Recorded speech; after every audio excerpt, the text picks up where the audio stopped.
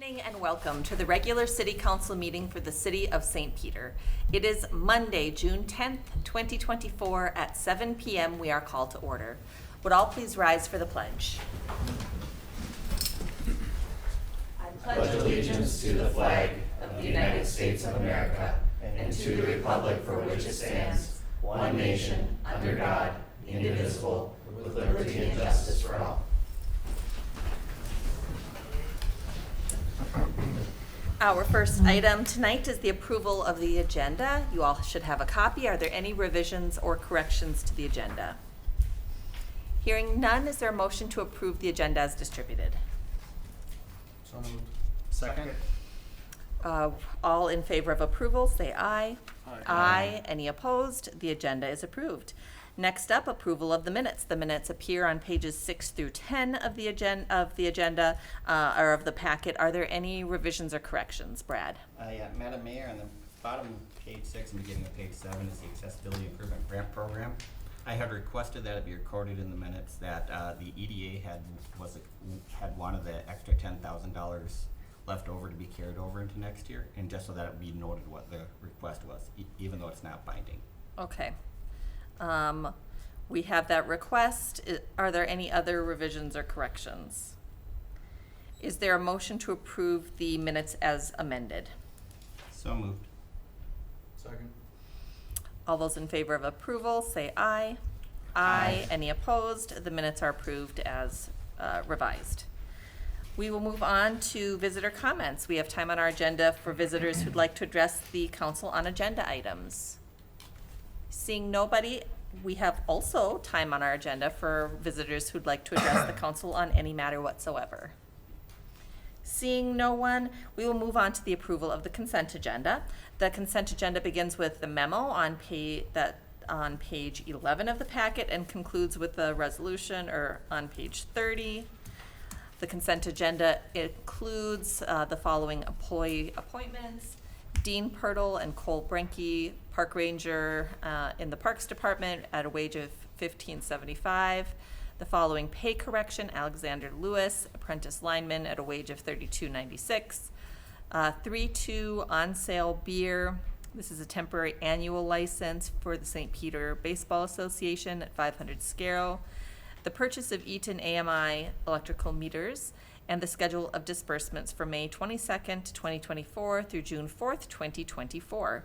Are there any questions or discussion about the consent agenda? Hearing nothing further, is there a motion to approve? So moved. Second. We have a motion and a second. Call the roll, please. Mayor Noel. Aye. Councilmember Johnson. Aye. Councilmember Pettis. Aye. Councilmember Ramp. Aye. Councilmember Weisenfeld. Aye. Councilmember Sharstrom. Aye. Councilmember DeVos. Aye. The consent agenda is approved. We have no items of unfinished business tonight. Our first item of new business is the EDA membership composition ordinance amendment, and Ben is here to talk to us about that. All right, thank you, Mayor Noel and members of the council. This is regarding an ongoing vacancy on the EDA. Both the EDA and City Council have reviewed and discussed requirements for EDA composition since late 2023. On page 31, you'll see the current EDA membership roster. So this is the way it currently is. And then on the following page, 32, you'll see the proposed. So earlier this year, the EDA discussed the following 3 items be changed. 1, removal of the development corp category. 2, add an at-large category. And then 3, allow up to 2 non-city council members to reside within the school district 508 boundary. So again, on page 32, you'll see the proposed amendment or categories. And then in that table, you'll see both under organization with an economic role and at-large, there's some examples. So this was through the EDA members and the council members wanted some examples to help make those decisions easier when nominating and appointing those members. So with that, the EDA and staff would recommend approval of this proposed ordinance, and I'd be happy to answer any questions. Questions for Ben? We had substantial discussion about this at our workshop. I know the EDA had significant discussion about it, and, you know, I think that there's really good rationale for doing this. The EDA does good work, but they can't do it without a quorum, and there are members, potential members who don't live in St. Peter but have significant or substantial investment in our community and who would be really good, thoughtful members of the EDA, and so that's how I'm thinking about it right now. So, hearing no one with anything else to add, the ordinance amending City Code Chapter 2, Article 5, Division 7, Economic Development Authority, amending Section 2-556, Composition, Subdivision 1, Members, appears on pages 35 and 36 of the packet. Is there a motion to approve? So moved. Second. We have a motion and a second. Call the roll, please. Councilmember Johnson. Aye. Councilmember Pettis. Aye. Councilmember Ramp. Aye. Councilmember Weisenfeld. Aye. Councilmember Sharstrom. Aye. Councilmember DeVos. Aye. Mayor Noel. Aye. The ordinance is approved. We will move on to our next item of new business, which is a zoning ordinance text amendment to industrial uses and definitions. Ben? Thank you, Mayor Noel and members of the council. On page 37, just going through the background here, the North Industrial Park was platted back in 2002. It actually functions more like a business park and a medical campus. It has approximately 125 acres and is surrounded on 3 sides with residential uses and 1 side with agriculture to the north. So over the last 22 years, the park is filled with the uses listed in the middle of page 37 there: hospital, clinic, medical office, care facility, assisted living, senior housing, industrial manufacturing, and then there will be a MnDOT truck station further up on Klein Street. Over the past couple months, city staff has reviewed concept plans for 5 proposed projects listed on the bottom of page 37 there. And these will hopefully take place here over the next year. The majority of them, and that would be multifamily residential apartments, multifamily townhomes, convenience mini storage, commercial office storage, and indoor agriculture. There was a development agreement that has been agreed to, and for a 50-unit apartment in this North Industrial Park, and the city is responsible for proceeding with this amendment to allow for multifamily residential as part of that agreement, just to note that. So with the proposed amendment, it was found that there was some uses that are currently out there or proposed that should be listed. So as far as residential uses, it's logical to allow for these townhomes and multifamily general and limited in both the I-1 and I-2 districts as a conditional use permit. It was also found that residential care services and convalescent services are existing in the park, and those should also be allowed in the I-1 district. The same with medical offices and administrative business offices already existing in the park. Those should be listed in the I-1 district. Warehousing and indoor storage. So convenience storage and limited warehousing are currently allowed in the I-1. This does pave the way to allow for both storage projects, but the warehouse indoor farming is not listed, and this should be a listed use in the I-1 district. So with this, the Planning Commission reviewed this, held the public hearing, and did recommend approval of this ordinance amendment on May 2nd. And the council did review this previously here on May 20th. With that, I'd be happy to answer any questions. Any questions for Ben? All right, hearing no questions. Oh, Ben. I will be recusing myself from this vote due to a potential future conflict of interest. Okay, thanks. Anything further?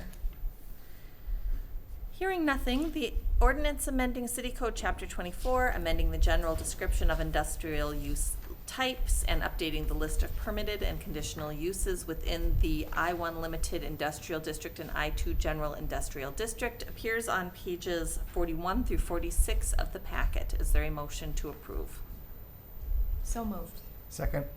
We have a motion and a second. Call the roll, please. Councilmember Pettis. Aye. Councilmember Weisenfeld. Aye. Councilmember Sharstrom. Aye. Councilmember DeVos. Aye. Mayor Noel. Aye. Councilmember Johnson. Aye. The resolution is approved. Moving on, 2024 Klein Street Bid Award. Hi, Pete. Madam Mayor and City Council, as we have talked about in the past, we've developed plans and specifications with our city engineer for the development of the street and utilities for Klein Street. As you remember, MnDOT is planning to construct a truck station in St. Peter, which we are happy to have, and we are working on development on the west side of Klein Street, as we've talked with Ben and his crew going forward here. We did receive bids, decent bids, with one coming in significantly lower than the engineer's estimate. And we're requesting that you approve the resolution on page 49. It authorizes Dirt Merchant of Mankato to complete the plan, the utilities and street as per plan. And I'm available for questions. All right, questions for Pete? Hearing nothing. The resolution awarding bid for 2024 Klein Street from Mason Street, 720 feet north. Bid award is on page 49 of the packet. Is there a motion to approve? So moved. Second. We have a motion and a second. Call the roll, please. Councilmember Ram. Aye. Councilmember Weisenfeld. Aye. Councilmember Sharstrom. Aye. Councilmember DeVos. Aye. Mayor Noel. Aye. Councilmember Johnson. Aye. Councilmember Pettis. Aye. The resolution is approved. Thank you. So much. Next up, we have an executive session, or we have a resolution calling for a closed session. Mayor, members, the resolution is based on my request that you provide for closed session, which is authorized under state statute for union negotiations. Madam Mayor, members, I do anticipate, or I think there's strong potential for you to come back into open session to take action on these two bargaining units, both from Local 70. The first is electric lineman, which is a new bargaining unit. That unit was encompassed under your utilities group, and parks. So those are the two that I'm hoping to discuss, and again, with, I think, strong potential for you to come back into regular session to take action. All right, any questions for Todd? Hearing none, the resolution calling for closed session is on page 50 of the packet. Is there a motion to approve? So moved. Second. We have a motion and a second. Call the roll, please. Councilmember Weisenfeld. Aye. Councilmember Sharstrom. Aye. Councilmember DeVos. Aye. Mayor Noel. Aye. Councilmember Johnson. Aye. Councilmember Pettis. Aye. Councilmember Ram. Aye. The resolution is approved. We will go into executive session. It is 7:13 p.m.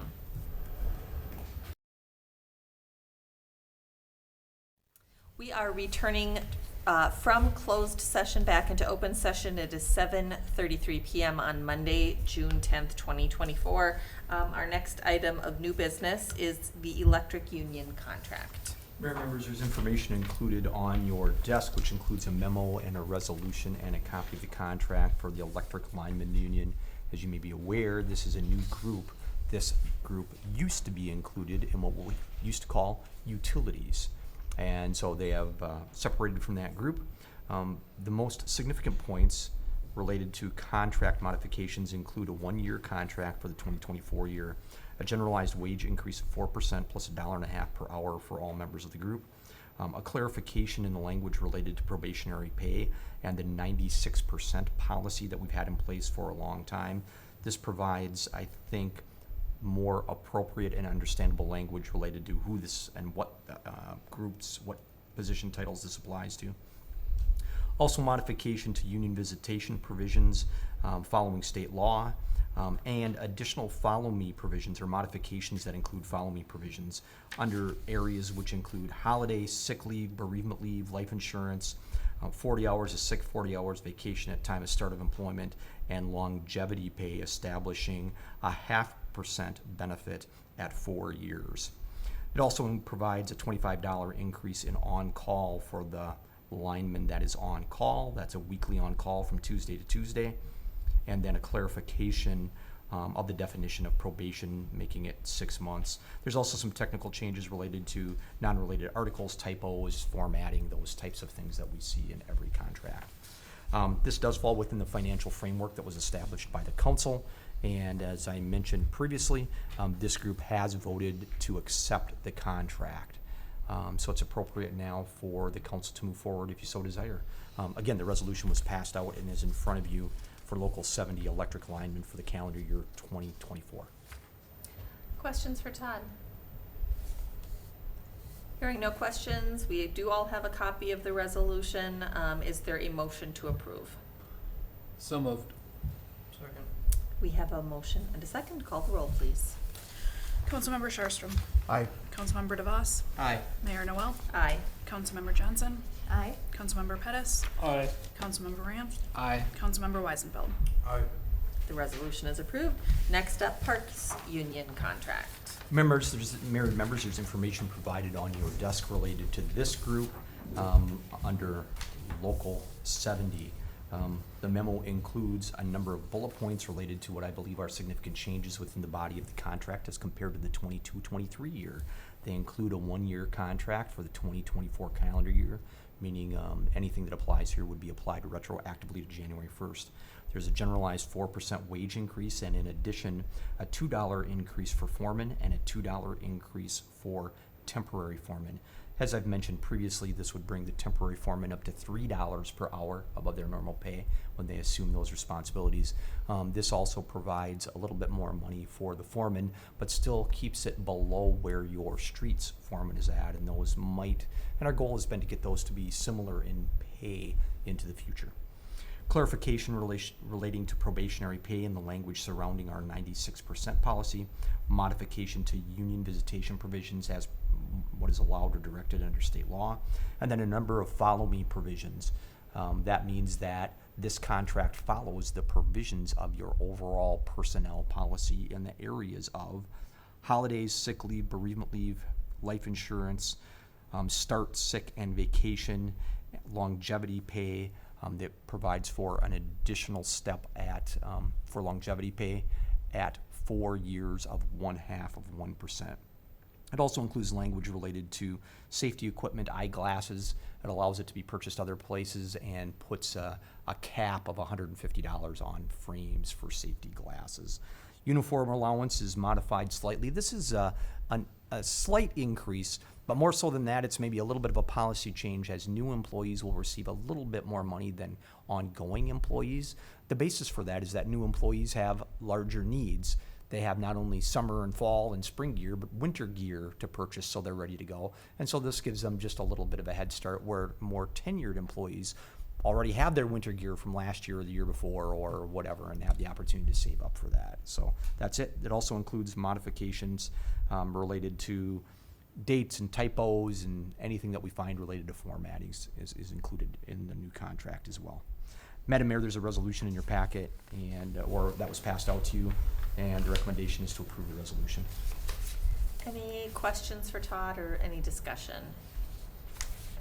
Hearing none, the resolution approving contract by and between the City of St. Peter and the International Union of Operating Engineers, Local 70, Parks for calendar year 2024 is before us right now. Is there a motion to approve? So moved. Second. We have a motion and a second. Call the roll, please. Councilmember DeVos. Aye. Mayor Noel. Aye. Councilmember Johnson. Aye. Councilmember Pettis. Aye. Councilmember Ramp. Aye. Councilmember Weisenfeld. Aye. Councilmember Sharstrom. Aye. The resolution is approved. Moving on, that was our last item of new business. We will move on to reports, and we have 2 proclamations this evening. The first proclamation is for Flag Day. Whereas for more than a century, our flag has been a banner of hope for generation after generation of Americans. And whereas the first flag of the United States was authorized by congressional resolution on June 14th, 1877, and in 1949, Congress officially designated June 14th of each year as National Flag Day to be observed by the display of the flag and appropriate ceremonies. And whereas the Pledge of Allegiance to the flag was first used in 1892, was made official by the Congress in 1945, and through the years has been recited to affirm our loyalty to the flag and country, and to the ideals which have made America a great nation. Now, therefore, I, Shannon A. Noel, Mayor of St. Peter, Minnesota, do hereby proclaim June 14th, 2024 as Flag Day in the city and encourage citizens to fly the flag of the United States, to renew their pledge of allegiance to our nation, and to express their appreciation for the blessings of citizenship and freedom, in witness whereof. I will only additionally add to that wonderful proclamation that in partnership with the American Legion Post 37 and the City of St. Peter, there will be a flag retirement ceremony this Friday, June 14th at 8 p.m. in Galt Park. As part of this ceremony, worn, torn, or tattered flags will be respectfully retired following proper flag etiquette. If you have flags that are in need of proper retirement, please drop them off at the Legion or attend the event on June 14th. And if you have more questions about the event, you can reach out to the rec department. Their number is 507-934-0667. Our next proclamation is for Juneteenth, National Freedom Day. Whereas many diverse ethnic groups have played a vital part in St. Peter's social and cultural character, and whereas it is important to reflect, honor, and celebrate the achievements and contributions the African American population has made and continues to make in St. Peter, and whereas President Abraham Lincoln issued the Emancipation Proclamation on January 1st, 1863, which declared all enslaved individuals be freed, and whereas on June 19, 1865, Union troops arrived in Galveston, Texas, announced the end of the Civil War, and secured liberation of enslaved individuals, and whereas the President of the United States signed legislation establishing Juneteenth as a federal holiday, therefore, I, Shannon A. Noel, Mayor of the City of St. Peter, Minnesota, do hereby proclaim June 19th, 2024 as Juneteenth National Freedom Day. Thanks. We will move on now to reports from council members. Would any of you like to make a report? Hearing no reports from council members at this time, we'll move on to reports from the city administrator.